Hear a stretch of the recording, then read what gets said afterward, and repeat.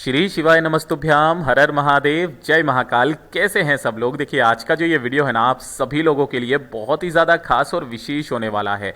आप सभी को पता है कि कल है शनिवार का दिन और ये है पोष माह के कृष्ण पक्ष का शनिवार। चांद को देखकर मात्र आपको 7 चावल के दाने गिरा देने होंगे और आपका समय ऐसा चमकेगा, भाग्य ऐसा चमकेगा कि आपने सोचा नहीं होगा। अगर आपका समय आपके बिल्कुल भी पक्ष में नहीं है, बहुत ज़्यादा खराब चल रहा है, विपरीत समय चल रहा है ना, तो आपको एक छोटा सा उपाय करना होगा और आपकी सारी किस्मत चमक उठेगी। पूज्य गुरु जी की कथा से सुन करके और समझ करके पूरे उपाय को बड़े ही विस्तार से बताऊंगा। परंतु उससे पहले आप सबसे एक छोटी सी प्रार्थना कि जो लोग पहली बार आए हैं, चैनल को सब्सक्राइब जरूर कीजिएगा और वीडियो को लाइक करके देवादिदेव महादेव जी का कोई सा भी प्यारा नाम कमेंट बॉक्स में लिखना मत भूलिएगा। इस पूरे वीडियो के अंदर हम लोग 3 महा उपायों के बारे में बात करेंगे, जो कि ना सिर्फ आपके विपरीत समय को सही करेगा, वक्त को आपके पक्ष में ला देगा। दूसरा, अगर आपके परिवार में किसी भी सदस्य को आंखों से संबंधित कोई समस्या है ना, तो दूसरे नंबर का उपाय करना मत भूलिएगा। चाहे बच्चा हो चाहे बड़ा हो, उसकी आंखों की सारी समस्याएं खत्म होगी। कम दिखाई देता है, चश्मा मोटा लगा हुआ है, उसके लिए। और तीसरा सबसे अद्भुत उपाय, धन संपदा और वैभव को बढ़ाने के लिए शनिवार के दिन का सबसे अद्भुत उपाय आपको करना ही करना है। ठीक है, तो ध्यान से सुनते चले जाना, समझने की कोशिश करना। सबसे पहले बात करते हैं पहले वाले उपाय की।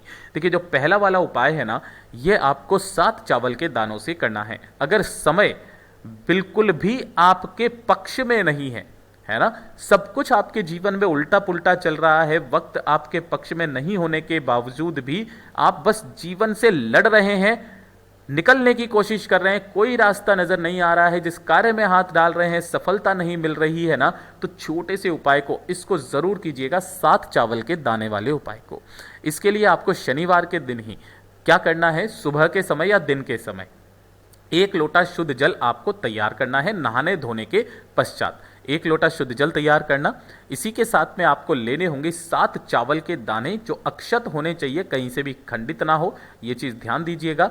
दूसरे नंबर पर आपको चाहिए होंगे काले तिल। ध्यान रखना, काले तिल जो आप लोगे ना, चुटकी भर ही लेने हैं, इससे ज़्यादा नहीं लेना है। और सबसे अद्भुत चीज़, अपने भाग्य को चमकाने के लिए 1 सफ़ेद फूल। ध्यान रखना, कोई सा भी सफ़ेद फूल ले लेना, लेकिन एक फूल को छोड़ करके, जिसका नाम होता है केतकी का फूल, है ना। केतकी का फूल आपको नहीं लेना है, उसके मैं पहचान बता देता हूँ। बीच में से कुछ इस तरीके से पीला पीला सा होता है, वो ज़्यादा सा, तो उस वाले फूल को नहीं लेना है। केवल इसके अलावा जो सफ़ेद फूल आपको मिल जाए वो आपको ले लेना है। तो थोड़े से काले तिल, 1 सफ़ेद फूल और इसी के साथ में 7 चावल के दाने आपको लेने हैं। ठीक है ना। अपने घर पर ही नहाने धोने के पश्चात आपको करना क्या है, जो 1 लोटा शुद्ध जल है आपके पास में, इसके अंदर आपको सबसे पहले काले तिल डाल देने हैं, अपना नाम और गोत्र बोल करके। उसके पश्चात अपने समय को सही करने की कामना करते हुए 1 सफ़ेद फूल भी इसी वाले कलश के अंदर डाल देना है।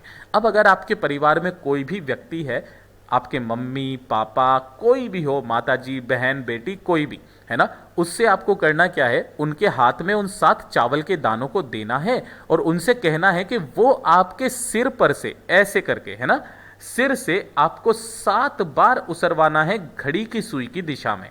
ठीक है ना। और घड़ी की सुई की दिशा में आपको उसार करके उन 7 चावल के दानों को भी इसी के अंदर डाल देना है। ठीक है। और डाल देने के पश्चात इस कलश को उठा करके आपको अपने घर के मंदिर में सुरक्षित रख देना है। कब के लिए? रात भर के लिए। जब आप यहां पर रखेंगे, इसे ढक के रख देना और इसके नीचे कुछ ना कुछ आसन जरूर लगाना और इसी के सम्मुख में एक दीपक जरूर प्रज्वलित करना। यह चीज ध्यान दीजिएगा, गोल बत्ती का, गाय के घी का दीपक। हो सके तो आप देसी घी का भी लगा सकते हो, लेकिन तेल का दीपक नहीं लगाना है, ये चीज़ ध्यान में दीजिएगा। अब इसे पूरी कब तक रखे रहने देना है? प्रदोष काल तक, शाम तक, जब तक कि चंद्रमा निकल करके नहीं आ जाता है। ठीक है। जब चंद्रमा निकल करके आ जाए, तो जिस भी व्यक्ति का समय खराब चल रहा है, वक्त जिसके पक्ष में नहीं है ना, सारे काम उल्टे हो रहे हैं, तो उसी व्यक्ति को ये जो लोटा आपने यहां पर रखा था, इस लोटे को उठा करके अपने ही घर की छत पर आना है और इसी लोटे से आपको चंद्रमा को अर्घ देना है। किन महादेव जी के नाम से? चंद्रमौली महादेव जी के नाम से। उसी व्यक्ति को देना है, कोई और व्यक्ति को ये वाला उपाय नहीं करना है कि नाम और गोत्र बोल करके आप उपाय कर लें, ऐसा नहीं है। जिसका समय सही नहीं चल रहा है उसी को ये वाला उपाय करना है। अपनी कामना कह करके चंद्रमौली महादेव जी के नाम से अर्घ देना। 2 मिनट वहां पर खड़े होकर के अपने नैनों से इस चंद्रमा की रोशनी को पड़ने देना और फिर उसके पश्चात वापस नीचे चले आ जाना। उसी दिन से आपके अच्छे समय की शुरुआत हो जाएगी। इतना अद्भुत उपाय होता है चंद्रमौली महादेव जी का। यह हो गया पहला उपाय। दूसरा वाला उपाय आंखों की प्रॉब्लम के लिए कि अगर आपके परिवार में कोई भी ऐसा सदस्य है जिसकी आंखें काफ़ी ज़्यादा दिक्कत देती है, मोटा चश्मा चढ़ चुका है, कम दिखाई देता है, जैसे बच्चे वगैरह होते हैं काफ़ी ज़्यादा मोबाइल टीवी वगैरह देखते हैं ना, तो कम उम्र में ही उनकी आंखों में दर्द होने लग जाता है, धीरे धीरे करके उनके चश्मा चढ़ने लग जाता है। तो एक छोटा सा उपाय आपको करना है ना, ध्यान दीजिएगा, बहुत ही अद्भुत उपाय है।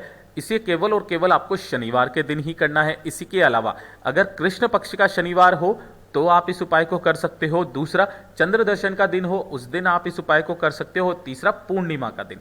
3 दिन गुरुदेव ने बताए, कृष्ण पक्ष के शनिवार का दिन, दूसरा चंद्र दर्शन का दिन और तीसरा पूर्णिमा के दिन।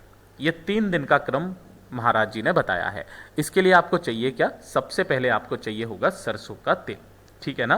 तो आपको सरसों का तेल लेना है, किसके अंदर? किसी भी एक कटोरी के अंदर आप भर लेना, ठीक है। और 1 लोटा शुद्ध जल, इसे लेकर के आपको पहुंचना होगा देवादिदेव महादेव जी के मंदिर शिवलिंग के पास। सुबह जाना चाहो सुबह चले जाना, शाम को जाना चाहो शाम को चले जाना, कोई दिक्कत नहीं है। शिवलिंग के पास जैसे ही आप पहुंचेंगे, जो भी पूजा अर्चना करनी है पहले आप कर लेना। उसके पश्चात उत्तर दिशा नॉर्थ डायरेक्शन की तरफ मुंह करके 1 लोटा शुद्ध जल देवादिदेव महादेव जी को समर्पित कर देना। ओम नमः शिवाय, श्री शिवाय नमस्तुभ्यम का स्मरण करते हुए, ठीक है। इस वाले उपाय में पहले 1 लोटा शुद्ध जल समर्पित करना है। जब आप जल समर्पित कर देंगे, उस जल को अच्छे से पोंछ देना है। पोंछ देने के पश्चात जो आपने एक कटोरी में तेल लिया है, उस तेल से शिवलिंग का अभिषेक करना है। आपको पूरा का पूरा तेल शिवलिंग की ऊपर रख देना है, समर्पित कर देना है। समर्पित कर देने के पश्चात महादेव जी से आपको कामना करनी है कि मेरे देवादिदेव महादेव, मेरे परिवार का ये सदस्य है जिसकी आंखों में प्रॉब्लम रहती है, काफ़ी ज़्यादा दर्द रहता है, मोबाइल टीवी वगैरह देखने की वजह से ऐसा संभव हो पाया है, उनकी आंखों की समस्या को दूर कीजिए। ऐसी कामना करते हुए शिवलिंग पर जितना भी तेल आपने समर्पित किया था, वापस से आपको अपने हाथों से निकालना है। ध्यान रखना, जो भी तेल आपने यहां पर समर्पित किया था, उसे अपने हाथों से अच्छे से साफ कर लेना है। शिवलिंग पर समर्पित करने में ही उस तेल का महत्व जितना बढ़ जाता है ना, वो मैं आपको बता नहीं सकता। उस तेल को इकट्ठा करके उसी वाली कटोरी के अंदर वापस आपको रख लेना है। रख लिया और रखने के पश्चात 1 लोटा शुद्ध जल फिर से चाहे मंदिर का ले लेना, आपको जरूर समर्पित करना चाहिए। चाहे आप दूध, तेल, दही या शहद या घी जब भी आप शिवलिंग पर लगाते हैं, उसके पश्चात 1 लोटा शुद्ध जल जरूर समर्पित किया जाता है। कभी भी इस तरीके से करके मत आया कीजिए, ठीक है। अब जब आप वापिस आ जाएं, इस तेल को लेकर के, कामना करके इस तेल को लेकर के घर पे आना और इसका एक दीपक तैयार करना, ठीक है ना। गोल बत्ती लगाना, उसी दीपक के अंदर वही वाला तेल आपको भरना है जो आप शिवलिंग से लेकर के आए थे, ठीक है ना। उसी सरसों के तेल को इसके अंदर भर देना, गोल बत्ती लगा देना और गोल बत्ती लगा देने के पश्चात जब रात्रि को चंद्रमा निकलेगा ना, तो उस चंद्रमा की रोशनी में आपको इस दीपक को यहां पर रखना है ना। चंद्रमा की रोशनी में आपको इस दीपक को रखना है ताकि चंद्रमा की रोशनी इस दीपक के ऊपर पड़ सके और इसी के ऊपर आपको एक अच्छी सी कटोरी या प्लेट कुछ भी आप लगा देना। ऐसा रखाने से क्या होगा कि जो कालोच होगी इसकी ना, वो कालोच यहां पर जमना इकट्ठा हो जाएगी। आपको वही वाली कालोच अलग से एक डिब्बी के अंदर इकट्ठा करना है और इसके अंदर गौ माता का घी मिला लेना है। गौ माता का घी थोड़ा सा जरा सा मिला करके इस तरीके से ऐसा काजल बना लेना है और इसी काजल को लगाना स्टार्ट कर दीजिए अपने नैनों पर, अपनी आंखों पर, और देखिएगा मोटे से मोटा चश्मा आपका उतर जाएगा। इतना अद्भुत और अचूक उपाय है ये। चंद्रमा की रोशनी में रखे हुए दीपक का जो काजल होता है ना, वो आपके जन्मों जन्मांतर की आंखों की प्रॉब्लम्स को दूर कर देता है। पूज्य गुरु जी का बहुत अद्भुत और अचूक उपाय है, जरूर कीजिएगा। अब बात कर लेते हैं तीसरा वाला उपाय, जिसके लिए मैंने आपको रोका हुआ था कि अगर आपके घर में धन संपदा वैभव नहीं बढ़ रही है ना, तो ये वाला उपाय सिर्फ और सिर्फ धन संपदा और वैभव की बढ़ोतरी के लिए होता है, उसकी वृद्धि के लिए होता है। और इसके लिए जो तैयार किया जाता है वो किया जाता है लंबी बाती का दीपक। लंबी बाती का दीपक होना चाहिए और किसका?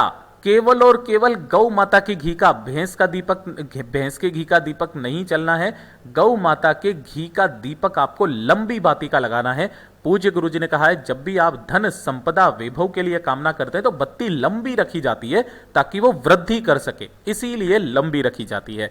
और लंबी बत्ती का गौ माता का दीपक लेकर के पहुंच जाना शाम के समय प्रदोष काल में, शाम को प्रदोष काल में जाना है पीपल के पेड़ के नीचे, वहां पर जाकर के उस दीपक को प्रज्वलित कर देना। दीपक की बत्ती जो होनी चाहिए वो उत्तर दिशा की तरफ होनी चाहिए और इसके नीचे लगाने के लिए कोई से भी चावल के दाने, हरे मूंग के दाने, गेहूं के दाने कुछ भी लेकर के जाना और यहां पर इस बत्ती को लगा करके, इस दीपक को लगा करके अपनी कामना कह करके आपको वापस घर की तरफ चले आ जाना है। जिस घर का कोई भी एक भी व्यक्ति पीपल के पेड़ के नीचे शनिवार के दिन लंबी बाती का गाय के घी का दीपक लगा देता है ना महाराज, उस घर में कभी भी धन, संपदा और वैभव की कमी नहीं रह सकती। इतना अद्भुत और अचूक उपाय है ये। पूज्य गुरु जी ने जैसा अपनी कथाओं में बताया वैसा आसान भाषा में आपको बताने का संपूर्ण प्रयास किया। वीडियो अगर पसंद आया हो तो लाइक जरूर करना, साथ ही साथ चैनल को सब्सक्राइब जरूर कीजिएगा। मैं आपसे मिलता हूं अगली वीडियो में, तब तक के लिए ओम नमः शिवाय, जय महाकाल, जय शिव शंकर, श्री शिवाय नमस्तुभ्यम।